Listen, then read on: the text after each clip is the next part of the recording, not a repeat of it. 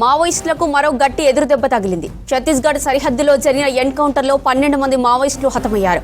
బీజాపూర్, నారాయణపూర్ దగ్గరలో పోలీసులకు మావోయిస్టులకు మధ్య ఎదురు కాల్పులు జరిగాయి. ఎన్కౌంటర్లో మృతుల సంఖ్య పెరిగే అవకాశం ఉంది. కాల్పుల్లో 2 జవాన్లు కూడా ప్రాణాలు కోల్పోయారు. మరో 2కి గాయాలయ్యాయి. ఘటనా స్థలంలో ఆటోమేటిక్ ఆయుధాలు స్వాధీనం చేసుకున్నారు. ఈ అటవీ ప్రాంతంలో మావోయిస్టుల కోసం భద్రతా దళాల కూంబింగ్ కొనసాగుతోంది.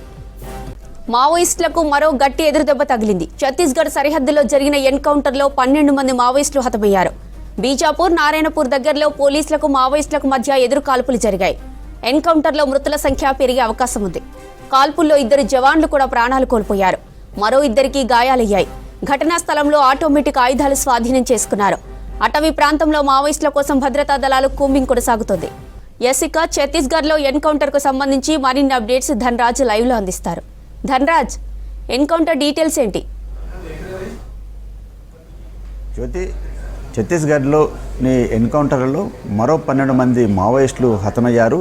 అయితే నారాయణపూర్, బీజాపూర్లో సరిహద్దు ప్రాంతంలో జరిగినటువంటి ఎన్కౌంటర్లు అంటే ఓవైపున పోలీసు బలగాలు, అదేవిధంగా మరోవైపున మావోయిస్టులకు మధ్య ఎదురు కాల్పులు జరిగాయి. ఈ ఎదురు కాల్పులో చూసినట్టయితే 12 మంది నక్సల్స్ హతమైనట్లుగా ఐజీ సుందర్ రాజు ఓ ప్రకటనలో కూడా తెలపడం జరిగింది. ఇంకా మృతులకు సంబంధించి సంఖ్య కూడా పెరిగే అవకాశం ఉన్నట్లుగా అధికారులు అంచనా వేస్తున్నారు. అయితే ఘటనా స్థలంలో కూడా ఇప్పటికే భారీ ఎత్తున నక్సల్ చెందినటువంటి ఏదైతే ఆయుధాలు ఉన్నాయో, అదేవిధంగా తుపాకులు, ఆటోమేటిక్ సంబంధించినటువంటి మెషిన్ గన్లంతా కూడా స్వాధీనం చేసుకోవడం జరిగింది. గత కొద్ది రోజుల నుంచి చూసినట్టయితే అంటే ఈ ఏడాదిలో చూసినట్టయితే కూడా చాలా వరకు అంటే ఇప్పటి వరకు నక్సల్స్ చూసినట్టయితే 62 మందికి పైగా కూడా చనిపోయినట్లుగా అధికార యంత్రాంగం భావిస్తుంది. మరోవైపు చూసినట్టయితే గత ఏడాదిలో చూసినట్టయితే 220 మంది కూడా ఈ పోలీసు భద్రతా బలగాల కూంబింగ్లో చనిపోయినట్లుగా అధికారికి సంబంధించినటువంటి లెక్కలు చెబుతున్నాయి. మొత్తం మీద చూసినట్టయితే ఛత్తీస్ దండకారణ్యంలో ఉన్నటువంటి అబూజ్మడ్ కేంద్రంగాను, అదేవిధంగా ఓవైపున పారామిలిటరీ బలగాలు, అదేవిధంగా బీఎస్ఎఫ్, సిఆర్పిఎఫ్ బలగాలు, కోబ్రా బలగాలు ఈ మావోయిస్టులను ఏరివేసేందుకు ఆపరేషన్ కగార్ పేరుతోటి కూంబింగ్ నిర్వహిస్తున్నాయి.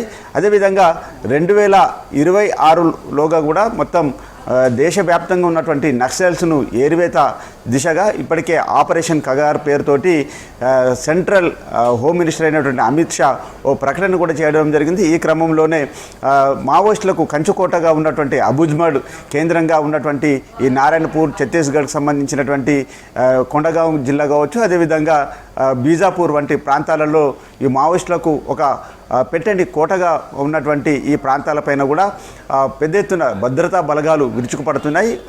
పోలీసు బలగాలకు చాలా వరకు సిఆర్పిఎఫ్ బలగాలు తోడవడం, అదేవిధంగా ఎస్టీఎఫ్, డిఆర్జీకి సంబంధించినటువంటి బలగాలుతో ప్రత్యేకమైనటువంటి ఆపరేషన్ కూడా కొనసాగిస్తూ ఉన్నారు.